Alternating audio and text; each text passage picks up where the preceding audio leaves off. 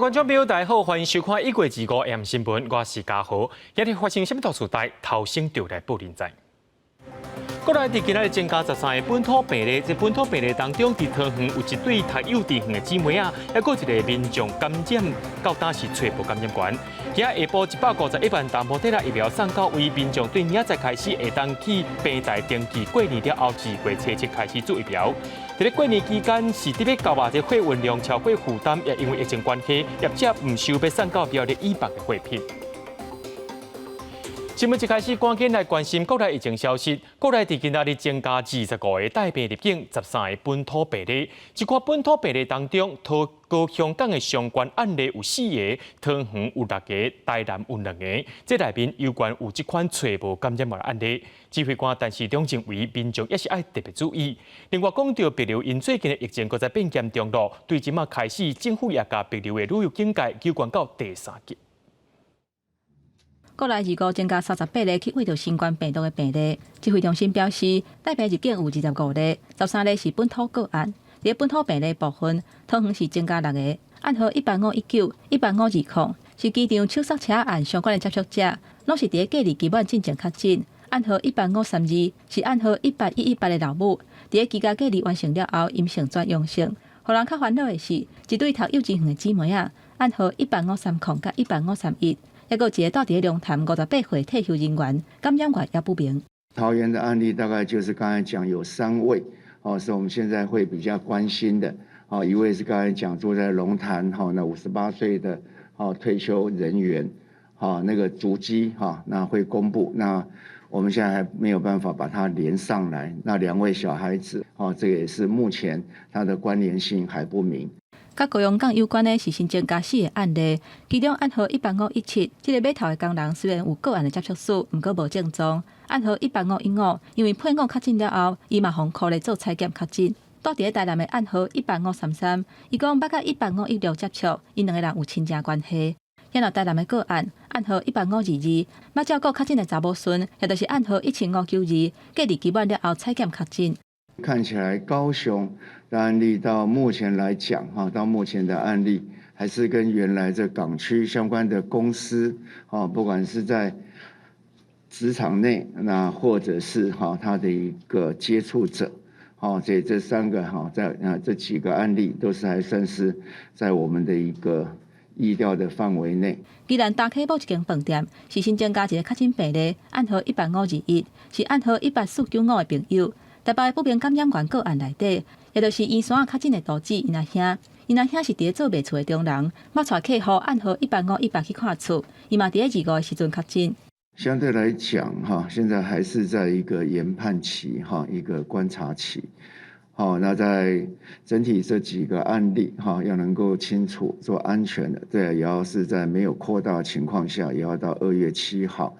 因为别流最近疫情是压关了真凶，最近这7天，每一天平均确诊的人数有72例，累计有651例确诊，加上是国内嘛有2例是为别流境外移入的个案。评估未来这1-2礼拜应该是疫情的高峰期，所以指挥中心嘛宣布，为即马开始，别流旅游疫情是升到第3级的警告。记者综合报道。讲到桃园的疫情，到当时小白体，今仔日新增加的个案内面有3个是吹无感染源的，是一对6岁到3岁姊妹啊，因所读的幼稚园随停课，甲老师囡仔全部叫回来采检。另外一个是一位查甫民众，又伫咧桃园甲新竹行搭。也若讲到阿旭群组感染案，今仔日是无增加病例出来，不过指挥官因也讲会继续来做采检，甲可能的确诊者找到出来。环保局人员伫幼儿园4周围大消毒，因为2个伫遮读的姊妹也确诊，幼儿园紧急停课14天，病院也替350个师生采检。里面的所有的孩子，就是要等到卫生局来做全部的筛检之后，才可以让我们带走。建议我们如果说有近距离接触的家长，也可以一起做筛检。确诊的姊妹是6岁到3岁的囡仔，目前感染源不明，不过家庭生活甲行大较单纯。另外感染源爱国查的是一个退休的查甫人，伫病院互人验出确诊。那已经匡列的4位居家隔离 ，CT 值是16，不过他的足迹有包括了桃园的龙潭，以及新竹县。桃园的确诊人数还搁咧增加，市政府公布最新确诊者行大过，包括丰原市场、大卖场、素食店，真侪人真侪所在。目前防疫重点除了社区，也搁远雄自务港区，因为阿孝规定小位累计确诊达到102人。25个针对列作红区的嘉达区甲渔港宿舍进行第2遍的 PCR 采验，由防疫车队协助载送。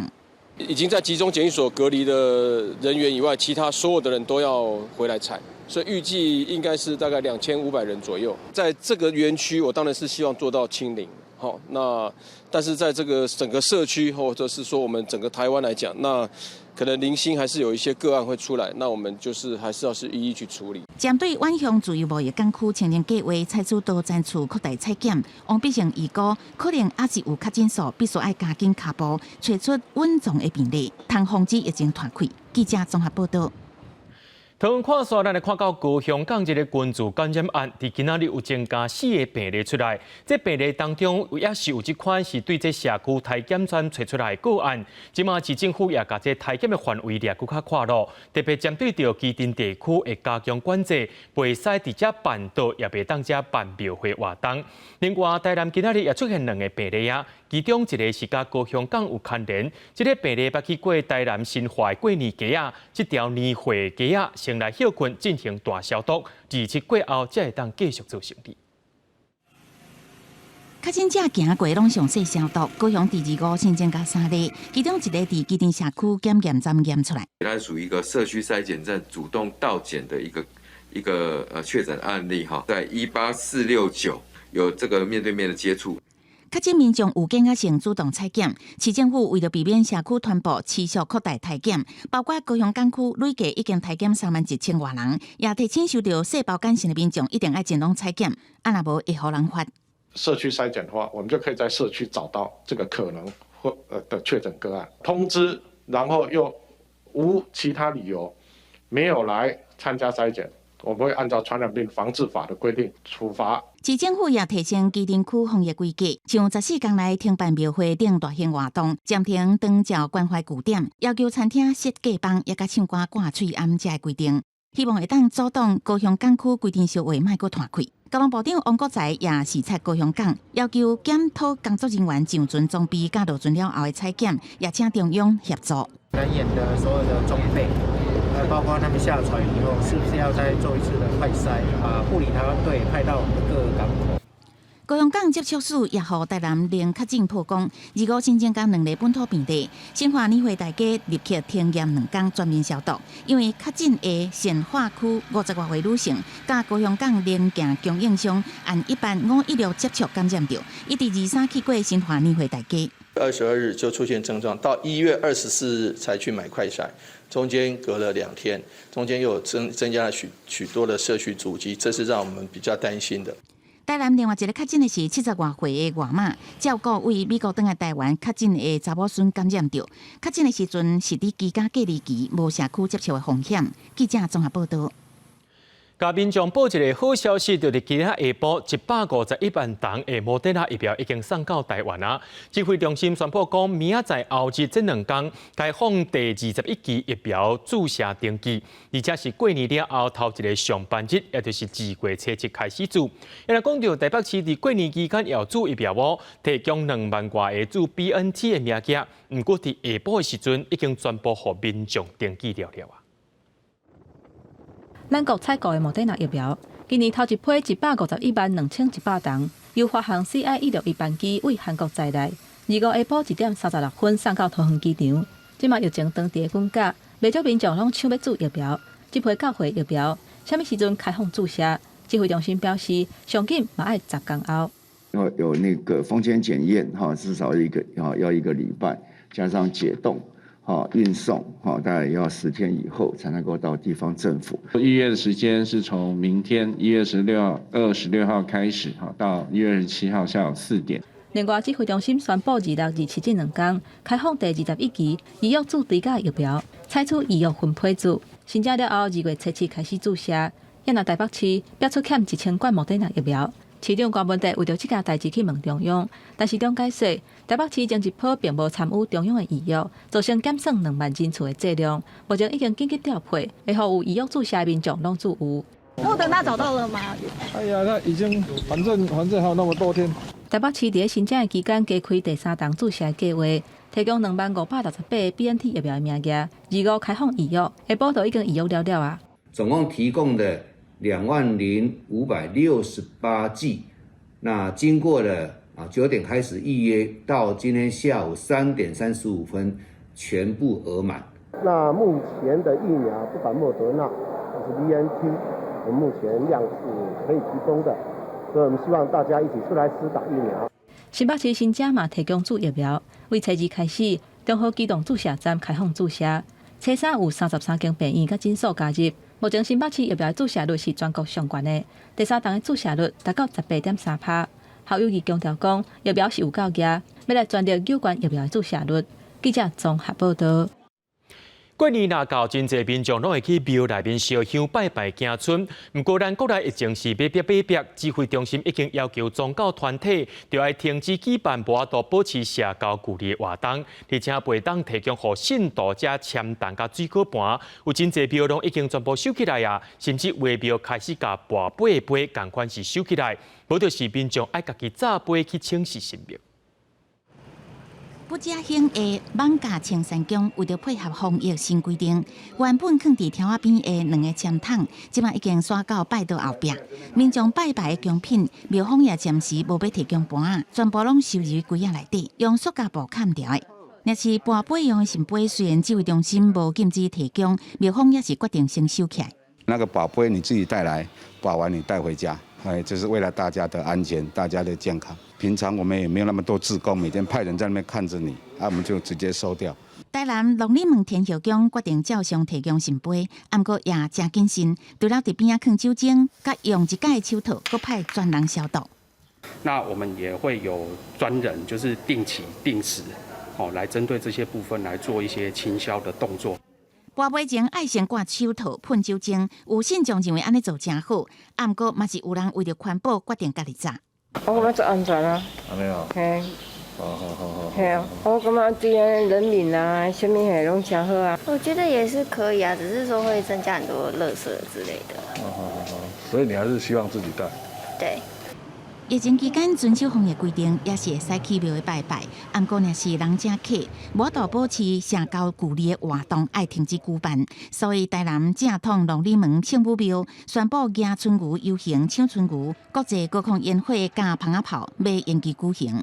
疫情较好的时阵，政府若来会当去举办，阮会来请示阮的龙里门嘛。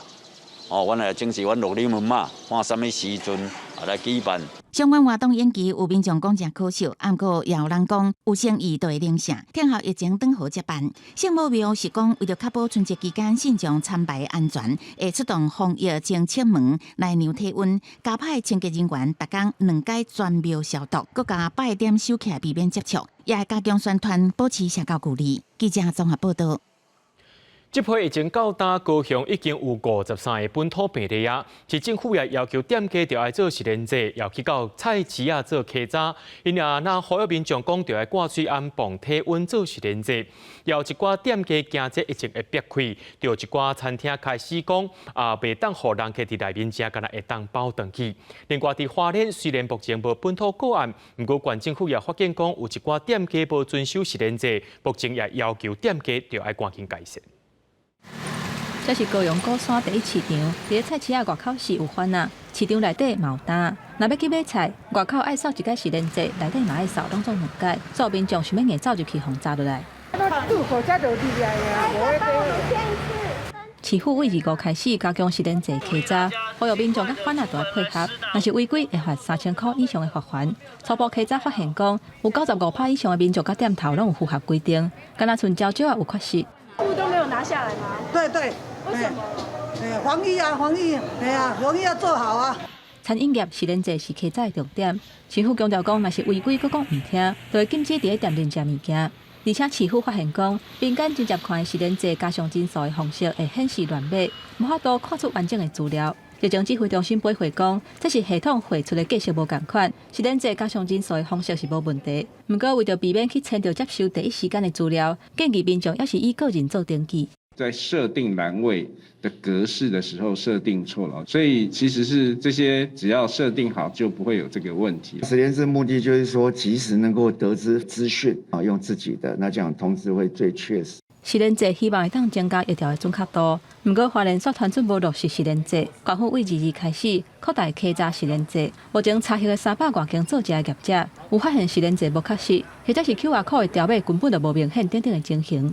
只是在这个我们实名制的这个记录，或者是这个 QR code 已经放置很久了，有些比较模糊哈。官府要求店头爱改善，若无就禁止伫内底食物件，嘛发3000多条简讯，提醒原来做假的业者爱遵守防疫规范。因为现在是不能内用的嘛？对。是什么时候开始的？礼拜天。不过高雄已经有连锁餐厅大声禁止伫店里用餐，为23开始，敢若会当包转去食或者是外送。初步规划会实施2礼拜，再搁看疫情的变化来做调整。记者综合报道。过年特别到啊，加上疫情关系，有货运业者开始唔收被送到苗栗以北的货品啊。历史有真侪海产食品拢烦恼讲送袂到位的过期。不过，偏澳县政府为着要顾全因的海产，县政府出来协调空运业者，这海产坐飞行机到上山机场了后，才请货运司机送到东溪岛。甲民众订的限定包、录影用品、衫啊，这些商品一项一项检查，确定无问题了后开始包装。无用的商场毋捌停过，逐工爱出货2届，才法度消化订单。像大红色的包包，拜年的时候必备。还有因为疫情升温嘛，所以露营的产品反而最近也销售的状况很不错。1月初，我们的宅配业者就有跟我们说，最后出货大概到什么时候？物流大爆炸，但是我们还是会想尽办法，就是出到最后一刻啦。客人或者是一些消费者，他还没有寄的，在这一段时间之内寄的话，我们会先告知有这样子的风险，可能3天到4天才会到。那如果有保存期限的话，那我们会建议不要寄。物流单上济国内物流业者都发出公告表示，暂停收配送到苗栗以北县市的包裹，一寡新鲜的物品拢送袂出去。台东县也传出送到厝的单上济，唔敢搁接往来设客的货运单。中华邮政为18开始，逐工加派2班货运车，用快捷的方式来协助农民寄送设客。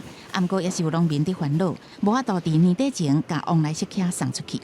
就是怕天气一热起来的话，就会那个掉货，因为它已经够熟了。我们会希望以百花齐放的方式让我们农民朋友去参加，自己组成可能3台小发财车、5台小发财车，就会在一些比较人潮聚集的定点，那我们也会来协助他们申请路权。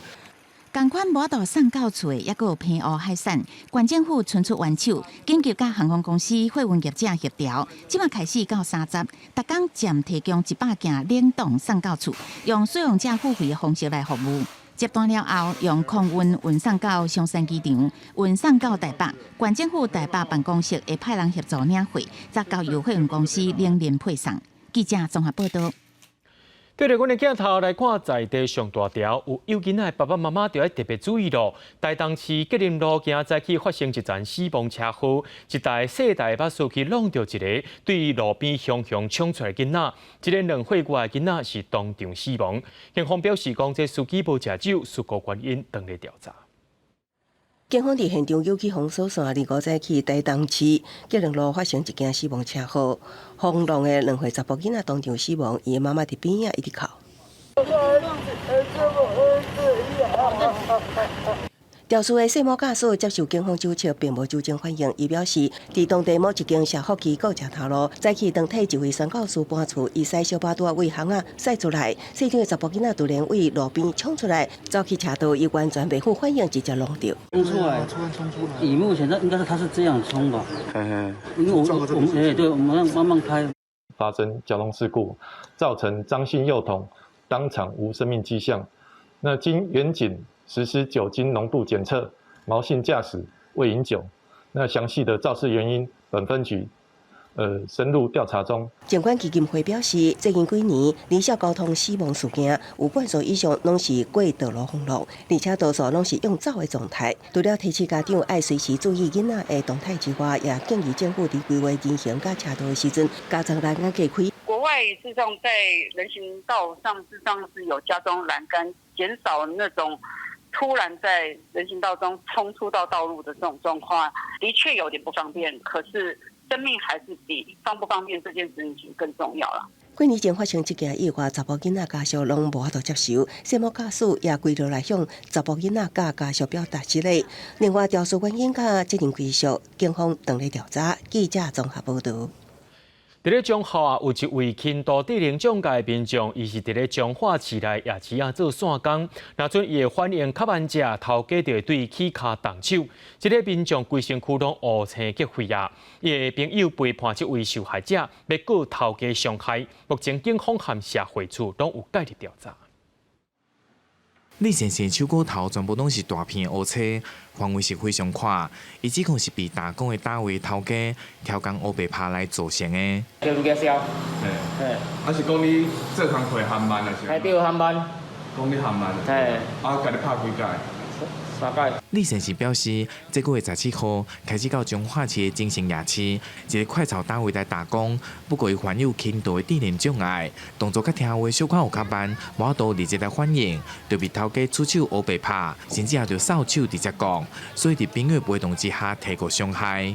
老板是正常人啊，他有智能不足的情况之下，你还要这样欺负他、动手打他。2天工作时间，老板只给他500块的薪水。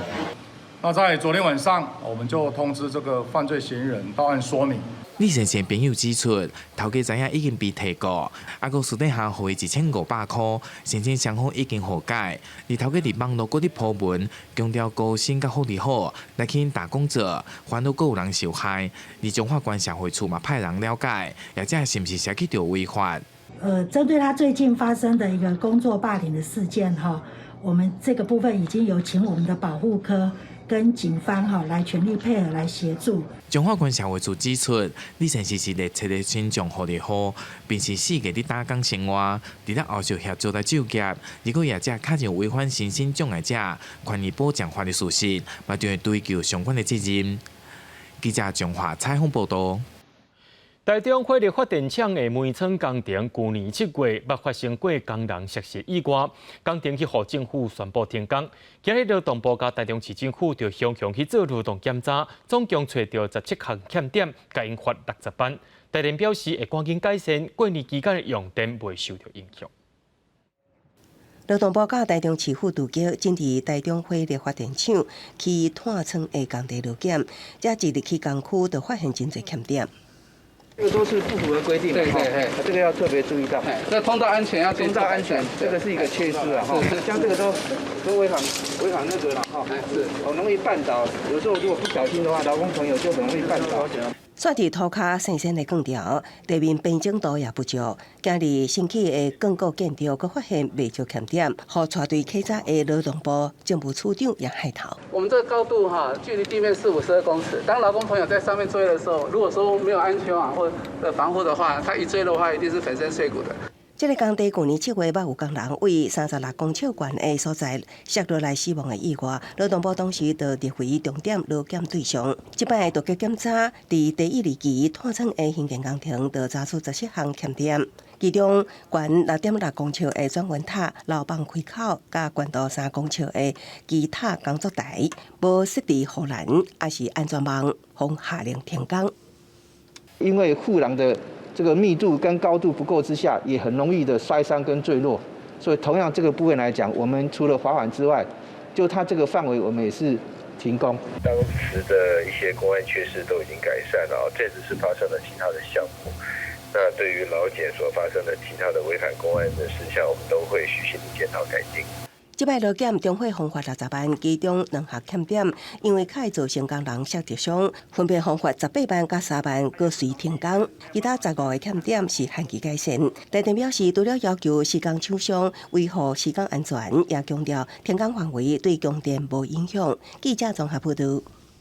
美国中情局伫咧2005年到2006年之间，伫咧立陶宛有设一个秘密家局，专门伫咧关伊斯兰极端分子。立陶宛政府即马也要甲一个秘密家局背掉啊，毋过迄当时伫遮发生过偌济违反人权、动刑甲逼口径的行为，有关无走漏任何风声。用星球必考经恐怖嫌犯 CIA 秘密加价要卖。立陶宛首都维尔纽斯郊外，这位两层楼建筑，就是美国中情局嘛使用的加价大考指路栏。2005至2006期间，用来关阿富汗也是伊拉克掠到的伊斯兰激进分子，负责处理国家无抵用资产的立陶宛政府房地产基金，二是表示要卖这档加价。Apsaugotas pastatas, kuriame iš principo galėjai daryti ką nori. Kas konkrečiai jame vyko, mes nenustatėme. Suprantat, nu, statybininkas esu, pats statybininkas, grynas statybininkas. Jeigu tiek žemių galima iškasti, iš po žemių tenais, tai reiškia tenais kokie 3-4 aukštai, nu, atsiprašau, kelkis. 这个无头门有假音的家落内，实际发生过什么代志？到今嘛也未全部公开。就以恐怖攻击发生后半年，恐怖嫌犯阿布祖拜达伫巴基斯坦互咱掠到，送来遮关。美国认定伊是盖达组织各界成员，对伊进行困眠甲感觉剥夺、强光噪音折磨，才酷刑逼口径。后续证明，伊毋是盖达的人员，也毋捌互人控告参加9.11事件。2018年，欧洲人权法院认定立陶宛知影这件代志，必须爱为境内美国加价违反着欧洲人权公约的做法负责，要求立陶宛爱赔阿布祖拜达10万欧元。立陶宛政府已经付这条钱，不过祖拜达到即马还关伫美国的关塔那摩加监，无罪关押已经20年，口座也拢互人冻结。Mums svarbiausia buvo nustatyti, kodėl politinė vadovybė nebuvo informuojama apie tam tikrus veiksmus, kurie vyko Lietuvos teritorijoje. Mes tyrimo metu nustatėm, kad politikai nebuvo informuojami. Ir tai buvo neleistinas dalykas demokratinėje valstybėje. 这个加价第2006年关起来，立陶宛情报中心隔年接手，甲当作训练中心，一直到2018年交予政府房地产基金来处理，决定拍卖了后计销偌济，也未对外公开。公司新闻是会中编译。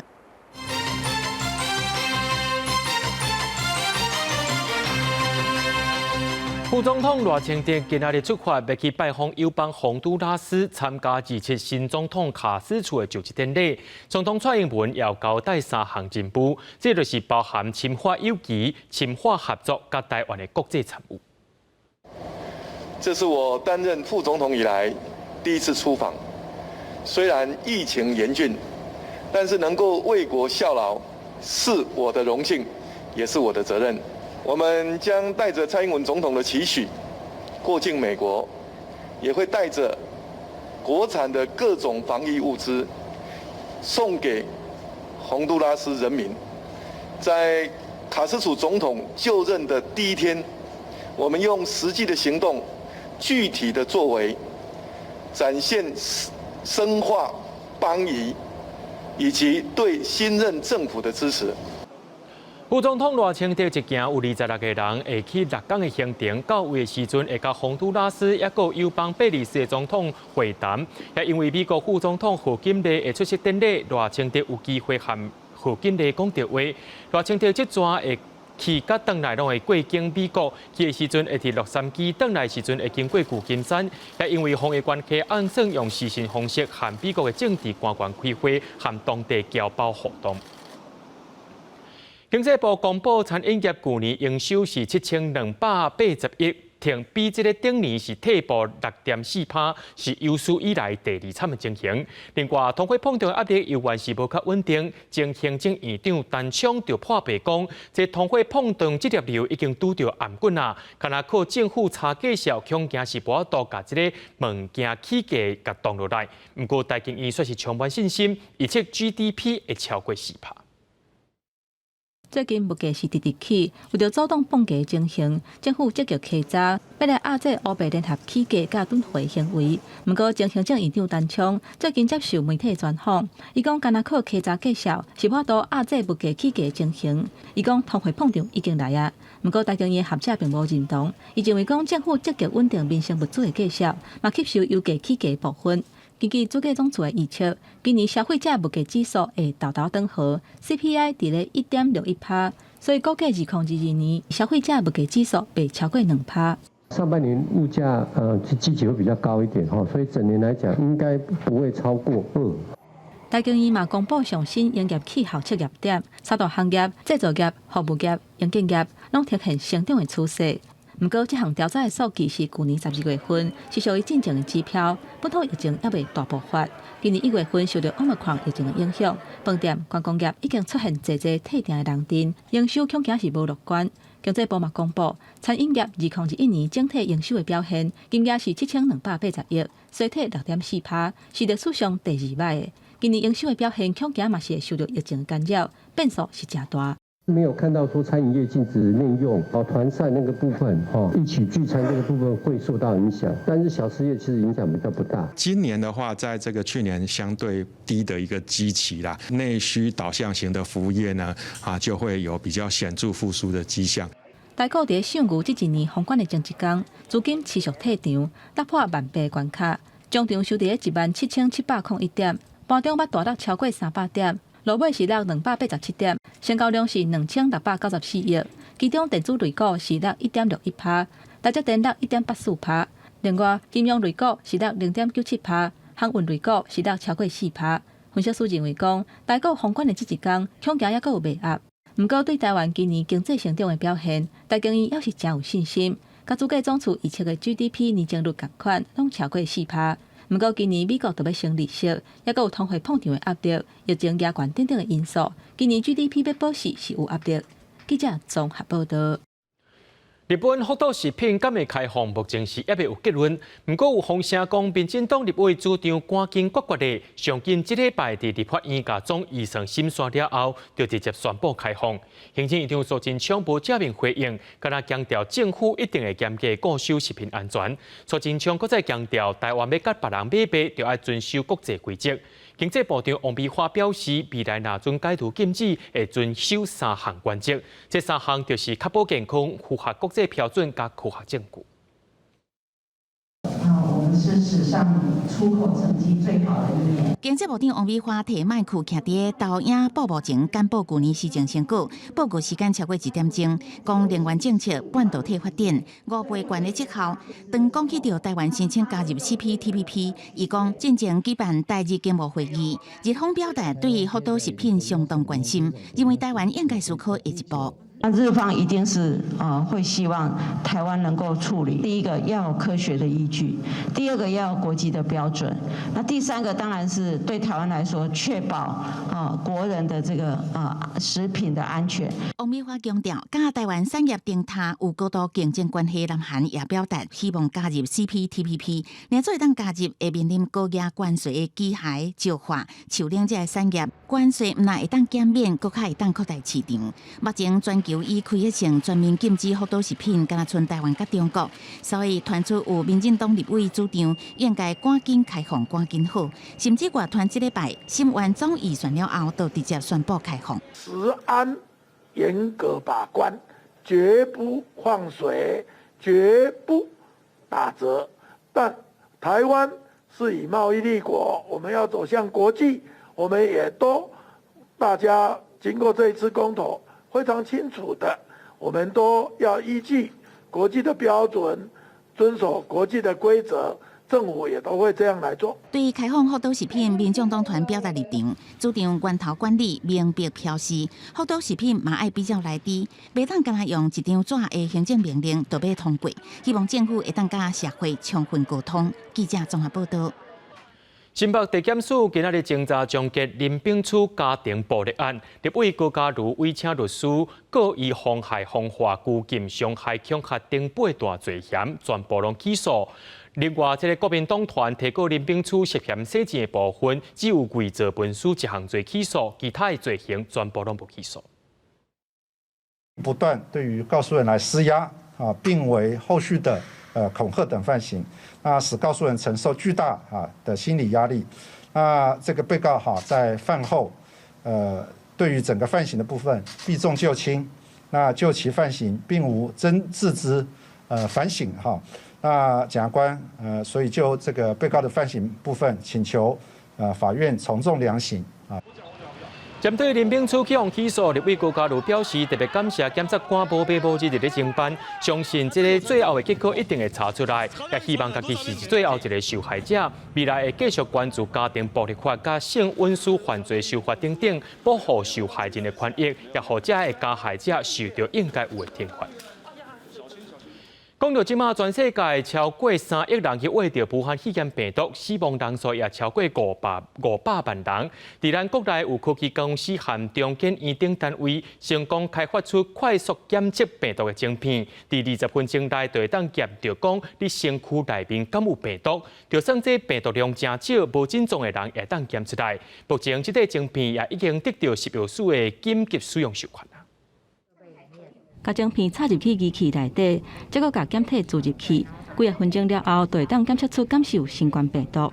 不管是 PCR 或者是快筛，其实都是光学，就是你用眼睛可以看到的。全电学的跟它的差别就是它其实灵敏度是非常非常的高的。PCR 其实它需要经过时间去复制它要测的那段序列，但是我们的话，它的病毒的量还非常微量的时候，它就可以透过这个晶片就可以检测到。目前新冠病毒的检测有抗原快筛、抗体快筛，还有 PCR 核酸检测。这两种快筛需要的时间较短，不过检出假阴性或者是假阳性的可能性较大。若 PCR 的准确度悬，不过需要的时间就较久。这款新冠病毒快筛检测晶片，甲 PCR 采检来比，是使用电荷检测的目标是抗体甲核酸。在检测的初期或者是无症状的患者，用验喙烂或者是弄鼻啊、试剂等等的方式，上紧3分钟，上久20分钟内，就会当得到准确检测的结果。我们测的是核酸，所以我们会去看我们到底上面做的那些核酸是不是现在变异株是也可以做到的。Omicron 啊，或之前 Delta 其实都是我们可以测到的范围。那如果未来有我们没有办法测到的范围的话，也只需要大概1个礼拜的时间，我们就可以重新去开发好这样一个新的检测晶片。有161次的一个检测哈，阳性啊，还有阴性的一个一致性哈，都是100%。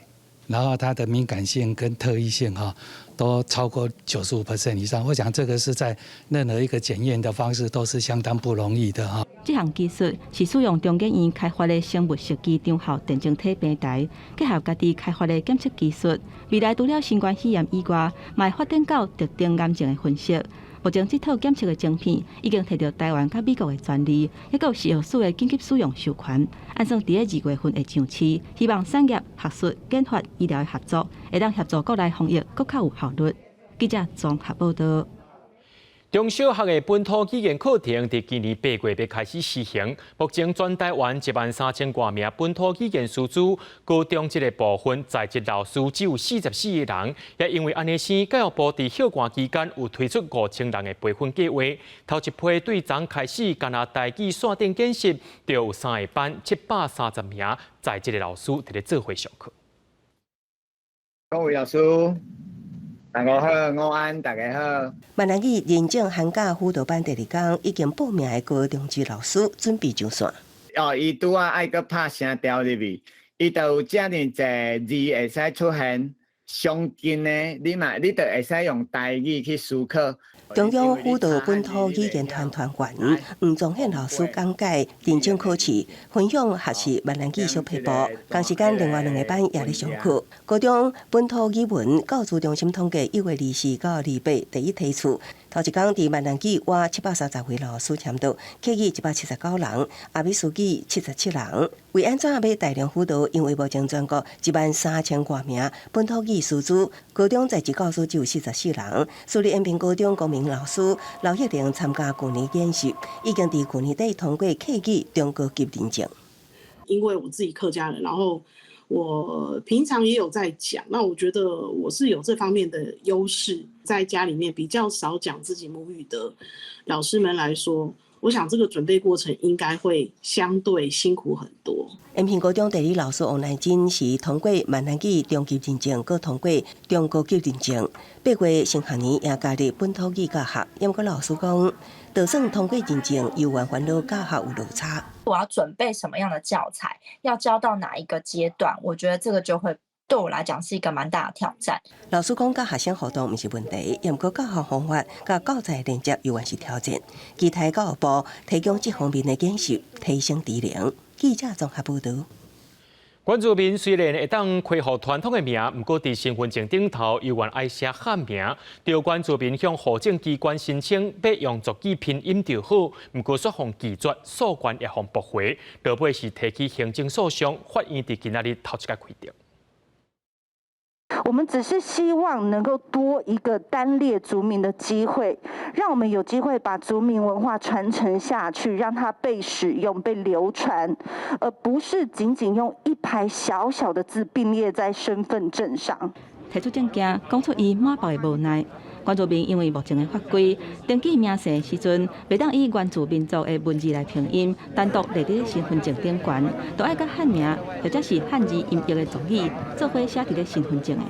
每个人都希望自己的姓名可以被正确的发音跟书写。面对原住民族语言中的气音、浊音、喉声音等等，这些是博大精深的华语或汉字根本没有办法掌握的。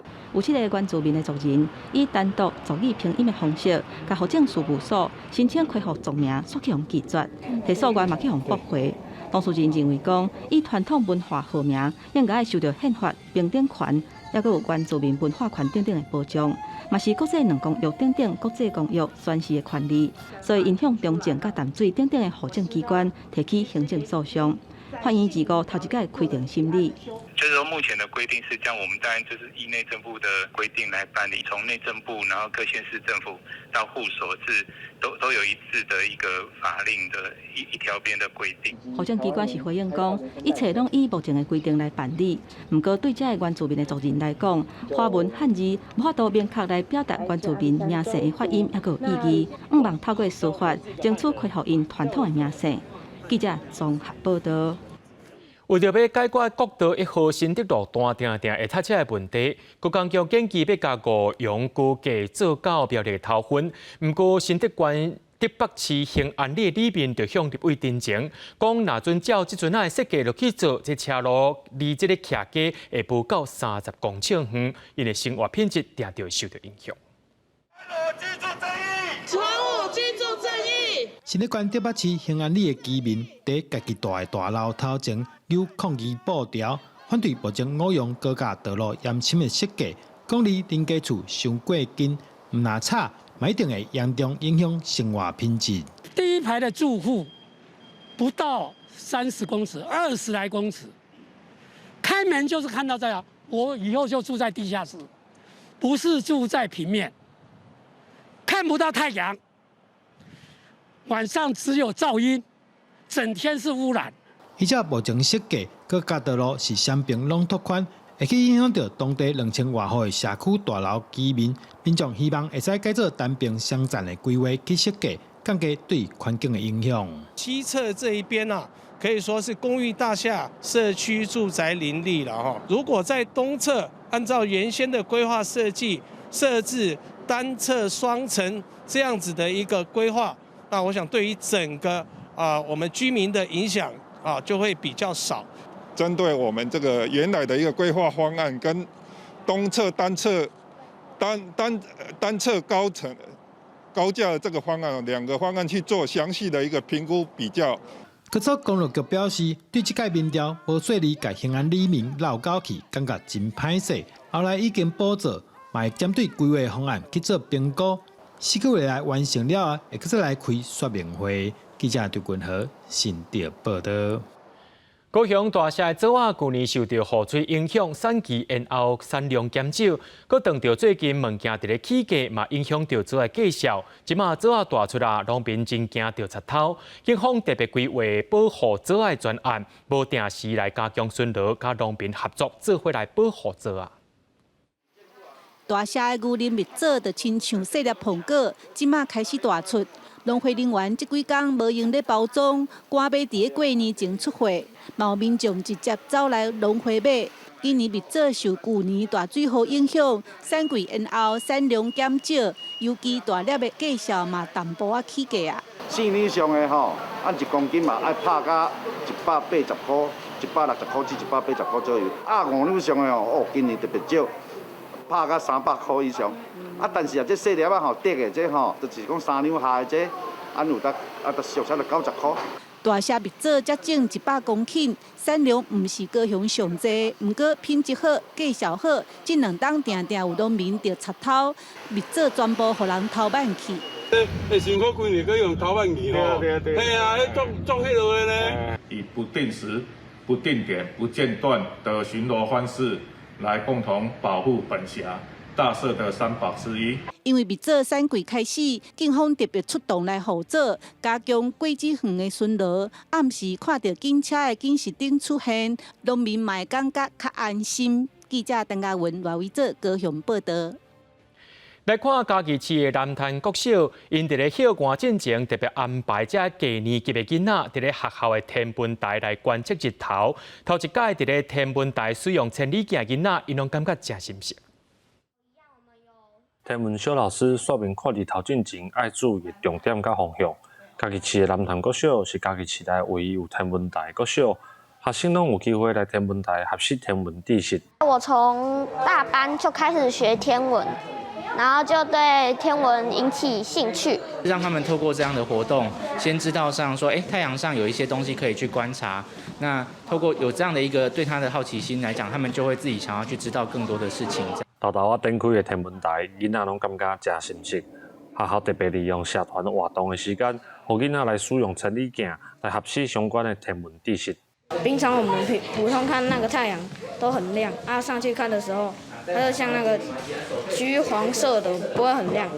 科学知识跟看到的照片又有更真实的一个连结，所以我们透过这样的课程，不仅可以学习天文知识，也可以学习天文台望远镜的一个操作。千里镜甲电脑数位的结合，会当清楚佮详细记录天文科学的变化。老师表示，科技改变过去学习的内容，嘛互有兴趣的囡仔会当学习更较完整的天文知识。记者林慧婷，嘉义报道。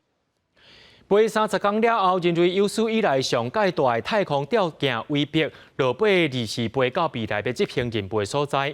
不过，再需要几个礼拜，把这温度降落来，而且还要经过校正，可能要到今年热天才有机会开始运作。在地球走的哈比太空千里镜固定伫离地表530多公里的轨道上，介比起来，微波离地球就达到150万公里。当时为了让微波会当伫稳定佮寒冷，也就是温度爱加到摄氏零下几600度的环境，互光学仪器会当伫完全无受到日夜这发光体影响下来执行精密的观测任务，都必须互微波保持伫地球卡正对日。所以主导这个任务的美国太空总署 NASA 选择符合这个条件的拉格朗恒日点 L2 来做执行观测任务的所在。当然开30天飞行，差不多150万公里。微波千里镜毋是马上就会当开始工作，飞行途中所吸收的日头光提高仪器的温度，所以爱互微波用几个礼拜时间好冷，所来爱过差不多5个月进行校正仪器的停驶，安尼才会当翕太空影像传回地球，一定今年热天才会使做。The first year of JWST science observations has already been planned, and we will be looking at things in the universe ranging from objects within our own solar system all the way out to searching for the very first galaxies to be born after the Big Bang and everything in time and space in between. NASA 指出，用100亿美金的微波太空千里镜，原本一定使用寿命是5年至10年，也毋过因为发射的过程执行了真好，任务期限会当延长10年甚至更久。也就是讲，为今年6月一定开工开始算，微波会当为太空观测贡献至少到2032年以后。公司新闻徐家仁编译。明仔载天气是好的时摆，做伙来看预报，您就知。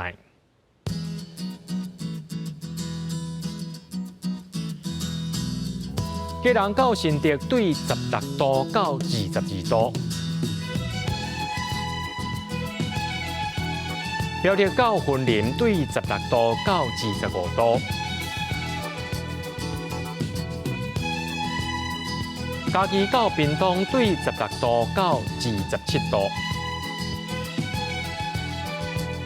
宜兰花莲台东对17度到24度。